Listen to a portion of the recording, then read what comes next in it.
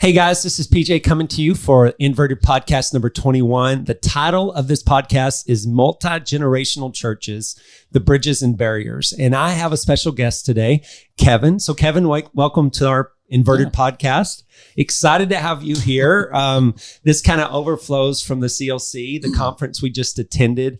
But multi-generational, we're going to jump into it. It's going to be a three-part Inverted Podcast series. We're going to talk to you, and then we're going to talk to the younger folks. Not that you're old, nor am I old. How old are you, Kevin? I'll be 60 on Sunday. Okay. Oh, this Sunday? All right. Okay. So I'll be 50 coming up. So we're 10 years apart. Yeah. It's funny, when you're 10 years apart, you think, oh, that's not bad. You know, when you're 30, 20, you're like, that's not bad. But then 60, 50, what does that mean? It's not bad either. I know. When you get 70, 40. Emma, you can just shake your head. You're behind the camera. Does 50 sound old to you? Be honest. Okay. 60? How about 60? No, good. Look at that. What's old? Okay, 80. All right. We have 20 years or 30, right? How old are you? 21. Okay. So I'm going to jump in multi-generational churches in the sense of different ages interacting with one another. I want to read some of these things. It says, John MacArthur said, the quickest way to become irrelevant is to define yourself by your generation. The gospel is always relevant and people always struggle with sin. Everyone in every generation needs to know how they can be made right with God. And in that, the experiences that we can have. You know, someone in our age group has a little bit more life experiences than someone who's younger. But that doesn't mean that we should listen only to the older generation. The younger generation has a lot to bring in too. It is also shown that because people are living longer, people in their 50s and 60s right now are expected to see 85 plus. So that means most churches are going to have 5 generations in them. Wow. So I want to read this quote too, just to go ahead and put that out there. It says that there's this Barna Research said this. They said, I have all these papers. One day I'll get better. It says this: data from Aging Well reveals that more than 3/4 of adults aged 55 plus say that they have a close relationship with someone from a younger generation. But when we look at the statistics in the church, it says this. It says that Worship and You says that just 19% of Christians say that the church provides opportunities for cross-generational interaction. So a large percentage, like you were talking about, have these intergenerational relationships, but the church does a very poor job. So I'm going to go ahead and jump into this, Kevin. Tell us a little about yourself. Who are you married to? Kids? How many kids do you have? Stuff like that. I'm married to Terry. Yes. She works here at the church. She's amazing. And this isn't our first church, so right. There's lots going on there. But, yes. Got 2 kids. Both of them are 21 years old, a boy and a girl. Okay. They're both adopted because we couldn't have our own. Right. So yeah, that was another miracle. That's cool. Well, and already, I mean, there's so much you have to share because number one, your wife works in the church, which brings all kinds of important baggage. Yeah. At the same time, you adopted, and the adoption world is increasing in the sense of people's interest in it. So there's a voice you have too. So already, how about hobbies? What do you like to do for fun? Well, having kids was my hobby until they got out of the house. And so now I'm trying to figure some things out. I've got some beehives, and okay, I like working on, I got an old truck I'm trying to restore, and so already Karate Kid, Mr. Miyagi. I mean, beekeeping. Look at this. I mean, we can go ahead. You're an interesting person in just the first 3 minutes of this conversation. How about your job? What is your job? Work on a game ranch. Okay. That's not what I set out to do in life, but it's kind of the way God brought me around. Yeah. And it utilizes all the skills that I've learned in life. That's cool. Which is pretty cool. Yeah. What kind of animals are on this game ranch? We have all kinds of exotics. Okay. The owner's from South Africa, so he's trying to make a game ranch in Texas, they call it Tex African experience. So it's a lot of, I think we got 10 different kinds of exotics, including zebras. Yeah. So it's kind of a, I tell people about zebras and they go, oh yeah, that's kind of cool. So it's been very interesting. So just a quick question, since you're a professional game ranch overseer, what are zebras black with white stripes or white with black stripes? Depends on which side you look at. Okay, all right. How about this? They say that there's never been a zebra that has been broke or been able to be ridden. You think that's true? I don't know. I would never. They're. I mean, it's a wild animal. Yeah. I know people have them as pets, even here in the Stephenville area for like rehab. Very cool. But yeah, they're a mean animal. They can tear you up. Okay. So I don't know that I would ever recommend that. Okay, there we go. Advice already. When did you come into a relationship with Jesus? Kind of getting some background there. Like you're talking about like baptized. Yeah. Yeah. I was I think in junior high. All right. Went to a church camp. Okay. And I was baptized in the lake there, and just that was kind of the beginning, and things moved along. It was just seemed like the thing to do at the time, and it wasn't until I was in my 20s that things started progressing with a relationship. Very cool. Very cool. So, what was church like for you growing up as a child? So take us in experience of what it looked like. What did church look like for you? It was, something we did ever. Can we say Church of Christ? Yeah. That's what I grew up in. My grandparents and my parents. So it was Church of Christ in the very early years. From what I can remember is because I was born in Louisiana.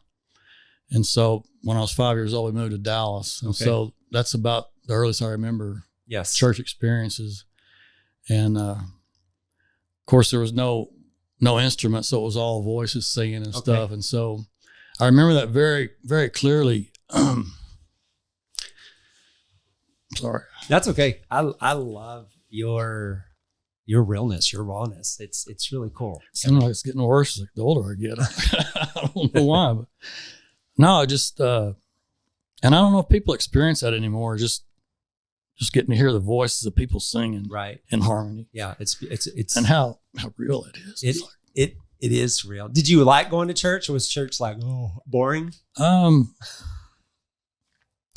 I don't know that it was boring. I mean, it was just something, go hang out with your friends as a kid. And it was just a part of life. Yeah. And it's always been a part of my life. I mean, I don't think I've ever not been in church. Yeah. And I think that impacted me.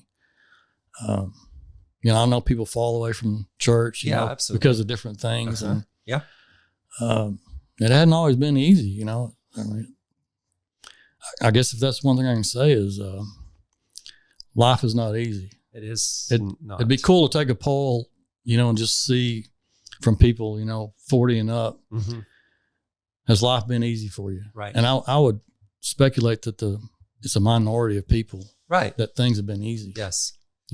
I agree. There's a lot of experiences that have kind of flown, I guess went under the bridges of our life that we're able to pluck from and bring examples of how Jesus has shown up. But for me, you're exactly right. I believe that, I've had it's been rough in moments, some by my choosing, majority by my choosing, some by not. How long have you been a part of TRC? We started in 2019, so I guess 6 years. It might have been, somewhere around in there. Okay. About 6 years. Okay. And what has been your experience at TRC? What did you come right in? You play the bass here, right? I do. Do you play any other instrument? I used to play I can play the guitar, but I had some bad injuries that kind of along the way. It's not that easy anymore to do that. Right. So you play the bass. How long have you been playing the bass at Timber Ridge? 20. It started. That's a funny story too. You know, they would announce about every 6 months. You know, we need some people to come play. So about the second time around, you know, my wife's sitting there going, "You need to go."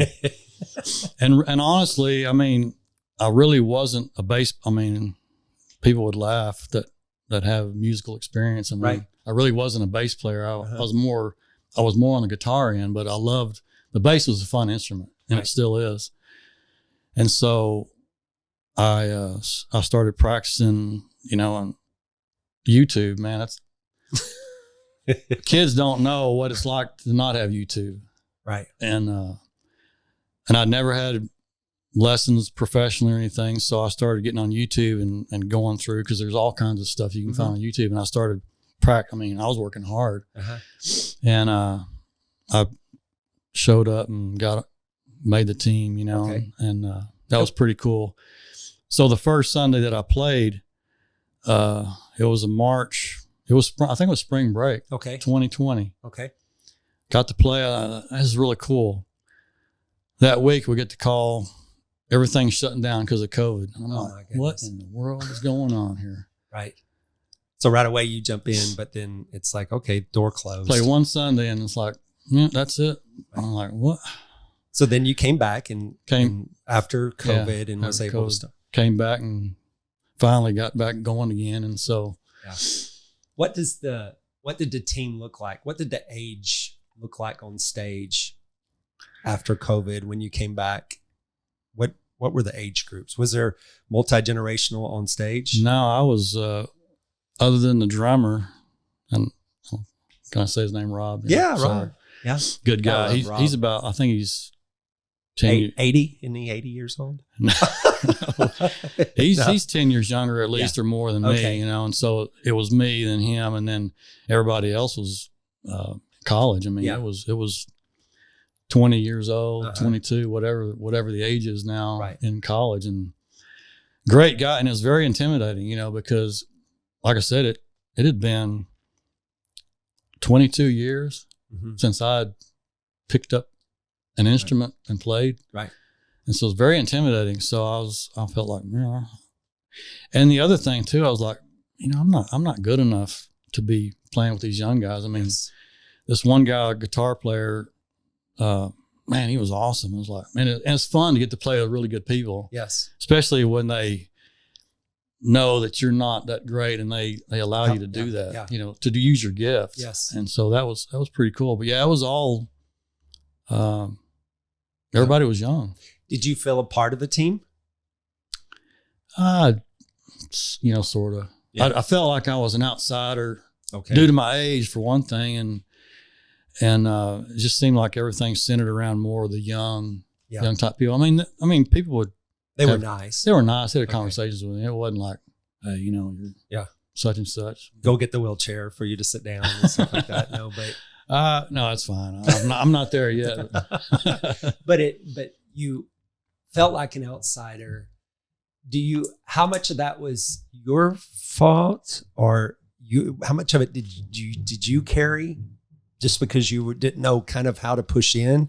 How much of it was maybe the younger folks on the stage, they maybe didn't know how to interact?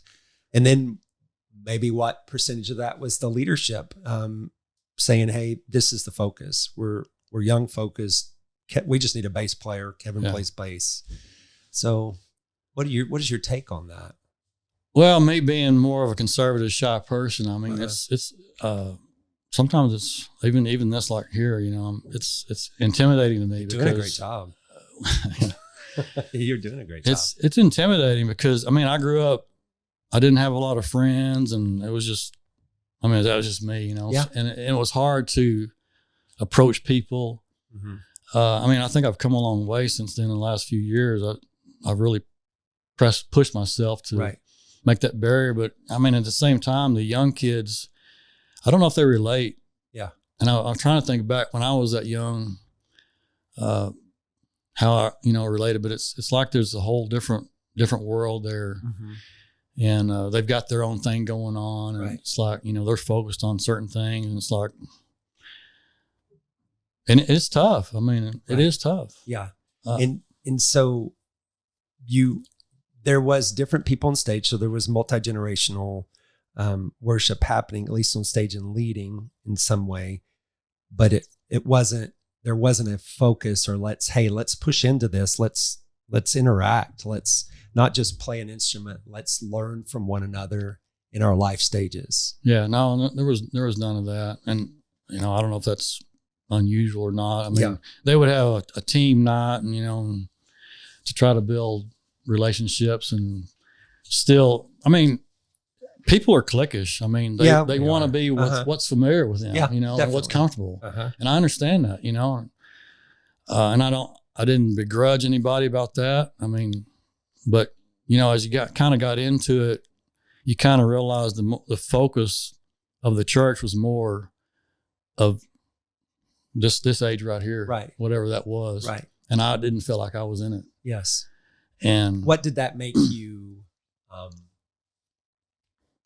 What did that do to you? It was hard. You don't like rejection. No, at any age. No.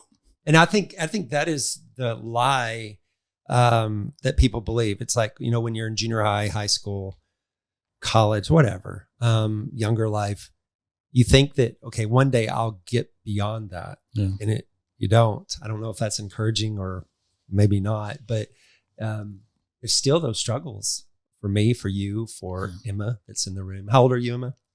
21. So we all have that in common. Yeah. And even in that, man, Kevin, being able to say, like the Emmas of the world, say, okay, how did you journey rejection? And of course she didn't ask that, so we're not going to focus on that question, but sharing of information. And so do you think, jumping out of this for a second, do you think multi-generational churches are important? I mean, I believe so. I mean, is that just because we're old? We want to be relevant. So, hey, we believe in it now, Well, and I've really never experienced anything other than that, really. I mean, It's always been generations. Mm-hmm. In fact, the previous church we went to, I mean, I grew up pretty much non-denominational. Okay. And so due to factors in life, job changes and moving again, which I hate, we've moved so many times and I hate change like that because it's hard, and it's hard to go into a church and start over. Yes. With new people. Yes. It's very hard. And the last church we went to, because of since we were back in Stephenville, we went there because Terry's grandparents were going there. Right. And her parents are going there. Uh-huh. And I told her at one time, I said, man, this would be so cool. Yeah. It's good. For my kids to be able to do that, because I didn't get that as a kid. I mean, some people have good relationships with their grandparents, and mine lived 8 hours away, and you saw them maybe once a year. Yes. And I saw that. I was like, I want my kids to experience that. And so we did. And my kids were about 4 years old, and her grandparents. And so we got to go with 4 generations for about 4 years before her grandparents passed away, Yeah. And then her parents were still there. So it was 3 generations going to church, I mean, all sitting on the same pew together, We're really cool. Yeah. And then it came a time when it was time to move on, because it was a totally different church, Episcopalian, by the way, from what I was used to. Right. And we went there for almost 10 years and learned some things. They would quote the Nicene Creed every Sunday, and the thing that because they'd have a printout, so you go through the same thing every Sunday. Yeah. And the other thing was love the Lord your God and love your neighbor yourself. And that was saying that every Sunday. Yeah. That really touched me. Do you think that we, not just put it all on you, do you think we can learn from the younger generation? I believe we can. It'd be cool to sit down and listen to, I know they've got their own struggles. Yeah. Probably totally different than when we were kids, you know, and it'd be cool to hear, you know, what do they face? I know there's numerous things that they're challenged with today. Right. That it'd be cool to hear them express, you know, hey, this is what's going on. And of course, we may not be able to give them answers about that, but just to encourage them, you know, life's not easy. And it seemed like that's the way it's been with me. Life's not easy, but sometimes these younger generation kids, they want things easy. And if they don't like a certain situation, they want to be pulled out of it. My life experience hadn't been that way. I've just basically put my head down and said, you know, God, I'm here. It might be the desert for whatever, how many years, and I'm gonna learn something, and hopefully at some point you're gonna take me out of this and maybe, you know, somewhere else. And I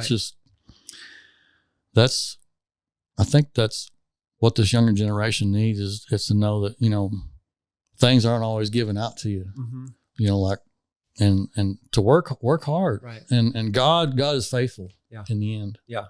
What do you think you can learn from them? Technology for sure. Yeah. I mean, I'm still learning how to use a phone, you know. Yeah. But, are you open to learn from them? Sure. I mean, I've never not been open to learn. Yeah. Learning is, I mean, you never stop. And if you stop learning, then I think there's an issue there. You can always learn something. I agree. You're very approachable. You are just in this chair. It's interesting when I asked that question about, do you think you can learn something from the younger generation? You did not immediately go to, I don't know, technology at first. You went to what they're struggling with. And that's huge. That is huge. What is the challenge of, again, meshing together the generations? What do you think the struggle is, or the challenge is? I think it's just almost got to be forced to. I don't know. There's a lot there, but I think churches need to focus on maybe meshing that together, helping, you know, learn what each other can bring to the table, you know, because I mean, like the church that we were at last week, I mean, you look at all the technology there, and I'm looking at that now. It's a mega church, you know, with 10,000 people or more. And I'm looking at that going, oh, this is insane. I mean, it's not really for me. Right. But it is more for the younger generation. It seems like they like that kind of stuff. The best part I liked about it was the sound system was awesome. You know, that's kind of cool, but it's, you know, I kind of look at that and go, I mean, I could do it. It's no problem, but I'm not used to the big crowds, you know. I grew up in smaller churches, you know, and so to me that's more comfortable, and you get to know people a little bit better. Sometimes those bigger churches, it's like you're herding cattle in and out, and you know you don't really get that time to. You're right. And even here at Timber Ridge, with having two services, it feels like you if you get that visitation time, you know, like the coffee time, that's when you really, to me, that's special, because you get to go and have a conversation with somebody. Otherwise, you're going in church and you're leaving, you're gone, and you don't really get to see any people outside of church. Yes. And so those kind of things like that, and after the second service for sure too, you know, you get time to go talk with people, and to me, that's where you get to really learn about people. Is that where it can be forced, and not forced from leadership or whatever, but forced from you? Is it, if you see a 21-year-old versus someone that's maybe 40s or 50s, how difficult is it for you to go up to the 20-year-old and engage them in conversation? Is that hard for you? it's a thing, but I'm as I've gotten older, I'm realizing, hey, you need to do this. Yeah. And so Why do you need to do that? Because I've never been that way. And so I think, whoa, you don't hear that very often. Someone that's in the, you turned 60 on Sunday. Yeah. And you said, I've never done it this way, but you're willing to do it. That's why you're in this chair. That's huge.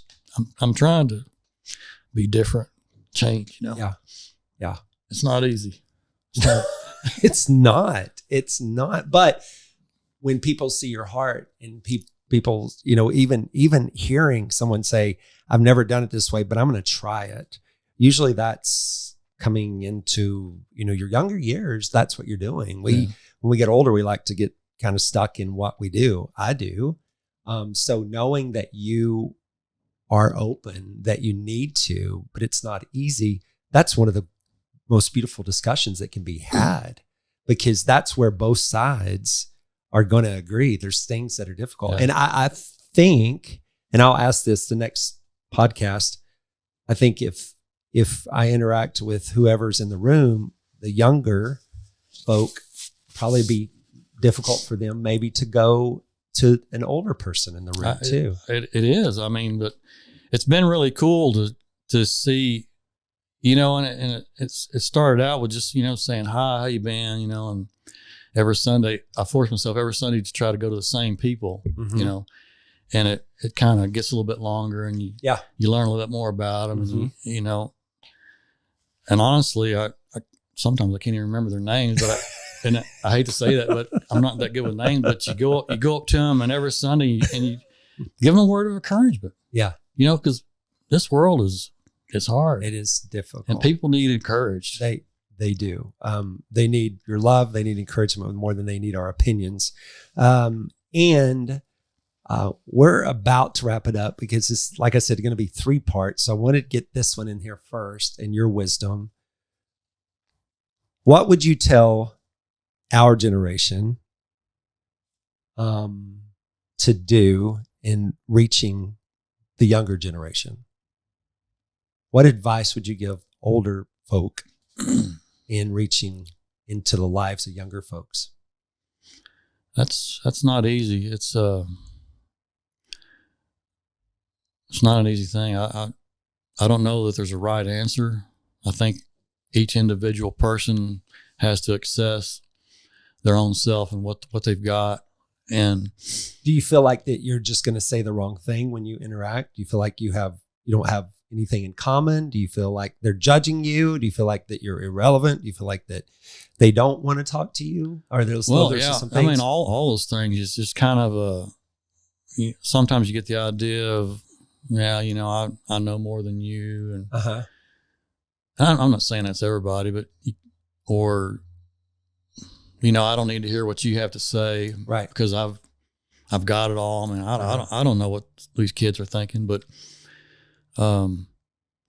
it's a good thing to interact with younger kids, because, there's so much to learn, Yeah. That is good. And so somebody comes to you, after this podcast and says, hey, Kevin, give me one piece of advice in how to interact with another generation at Timber Ridge. What would you tell them to do? What's the first step? Just be open. Ask God to.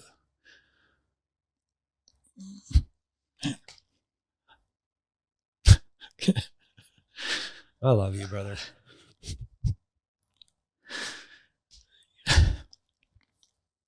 Where does this come from? Just, getting older, you look back and you go, I got less on the front end than I do on the back end. Yes. And it's humbling. because life is like that, you know. Like, where did it go? I know we're getting off topic here, but I mean, where did it go? And you hear from these people that says, "Man, life goes fast. Don't, whatever the saying is, it's going to go like that." And I look back and I go, 30 years. I mean, she's not even 21. 30 years is like, where did it go? And you start thinking, man, what am I doing? What have I done in life? You know? Yeah. What's important now? Yes, I think people think that, but you're different because you want to do something about it. And that's a gift. Yeah. That's a huge gift. And you have an opportunity to help us here at TRC bring that in. You know, what does it look like? I have a lot of ideas, but it's going to come from these folks like yourself, myself, younger people in the room talking about it and then acting on it. Right. Yeah. So again, final word, you can look at the camera. Just maybe share your heart in where you would love to see the multi-generational interaction at TRC. You can look in the camera. They'll feel like you're really talking to them now. Yeah. Say it again. Yeah, that's okay. I'm that person too. Yeah. How to interact. Yeah. What is that? What do you hope it will be? What do you hope it'll be here at TRC? I hope hope things can get better. I mean, we've got just a huge amount of young people in the church and in the town, you know, and which I don't know if that's an unusual. It seems like it's unusual to have. Yeah. Even the Wednesday night group, you know, 400-600 kids coming, you know, but it would, and I know they got their own thing, but and sometimes it feels like they're doing their own thing and they're not really doing. That's the only thing they want to do. Right. And I would encourage younger kids to you know, open up your heart and just start looking around, because there's more to life than just, you know, whatever this is and the phone thing. I mean, to me, that's a mind-boggling thing to sit there on your. Yeah. I mean, without growing up without phones. I mean, to me, that seems like a hindrance. Yeah. To the older generation, because the older generation doesn't understand as much as why you're sitting I mean, you go into a restaurant these days, everybody's looking at their phone. I know. It is crazy. That to me is just, it blows me away. It's like, you're not even having it's like you don't even know how to have a conversation with adults anymore because you're sitting there doing this. Yeah. And I would encourage younger kids to start thinking about, hey, this isn't it right here. There's more life than this phone, and relationships, and down the line somewhere, I realized, you know, I'm not going to have a whole bunch of friends, and it may be scriptural, I don't know, but 5 or 6 friends. Somebody said 5 or 6 friends in your lifetime are going to be really good friends, and the other ones, I mean, they're going to be on the outskirts, but people need friendship. They need encouragement. And I know people call me boomer, you know, and I think that's an insult to them. And I'm like, hey, I wouldn't trade my life for yours for anything. Right. You know, I wouldn't go back and have what you got right now. I can imagine. Cause my experiences to me have brought me to where I am now. Right. And as hard as they are, I appreciate them, you know. And you have that to share. Yeah. What about the older generation? What would you say to them? I mean, older than me, it's tough. You've got to break down and just get out of your comfort zones. Mm-hmm. That's hard. You got to get out of the comfort zone and try to reach out to people. Yeah. And not be cliquish, you know, because we, like I said before, we like to feel comfortable. Yes. And God's in the business, I think, of making us uncomfortable. Right. And we have a lot to learn from one another in that generational gaps, right? Yeah. And whether it's the phone, and you go into a restaurant and you see all ages on phones now, from 5 to 70. Everyone's engaged with these things. But at the same time, you hit something right on a nail on the head. Bob Goff says that he has, I think it's 8 people in his life, and those 8 people are the closest friends he has. And this is the dark side of it. Those are the people that will carry his casket one day. Yeah. So when we're starting to look around our casket one day, man, maybe that's where it's at. Maybe there's someone older carrying our casket, but there's someone like Emma that's younger that's carrying it too. Because we have a lot to learn, because, man, there's something special about having grandparents. And we have a whole host of students that probably would love to have grandparents, but there's also something special about grandparents having grandkids. And we have that here. We have that opportunity. So through this podcast, over the next 3 parts, the next 2 parts, I hope we hear your story, which we have. Thank you. And then we'll hear a younger generational story, the younger generation, and then we'll bring the 2 together and have a back and forth. And so, Kevin, I appreciate you. I thank you for who you are. And I'm grateful that I'm on the journey with you to learn. And I'm thankful that you're willing to step out of your comfort zone and be willing to engage in all generations, because I think God's going to bless that here. Yeah. One more thing I was going to say is, mentoring older to younger kids. And sometimes it's not necessarily just speaking about, a lot of my mentors not necessarily were just speaking Jesus into my life. It was just the life that I saw. Yeah. And not necessarily saying a lot of things, but just being there, being available, helping them out. Right. With simple little, working on their car, taking them somewhere. Yes. Just this little, it's not a big thing. Sometimes it's the little things that can help a young person. So maybe we have like a 1-800 number, rent a grandparent or something like that. Maybe that's the first step. I want to thank you, Kevin. Yeah. You're going to be in the room again in about 2 weeks, but Bridges and Barriers, Multigenerational Churches and Worship. I'm excited to see where this is going to go. So tune in next time to part 2 when we interact with the younger gen on this podcast and what we're going to be doing and figuring out how we bridge this gap. And thank you for listening. God bless you.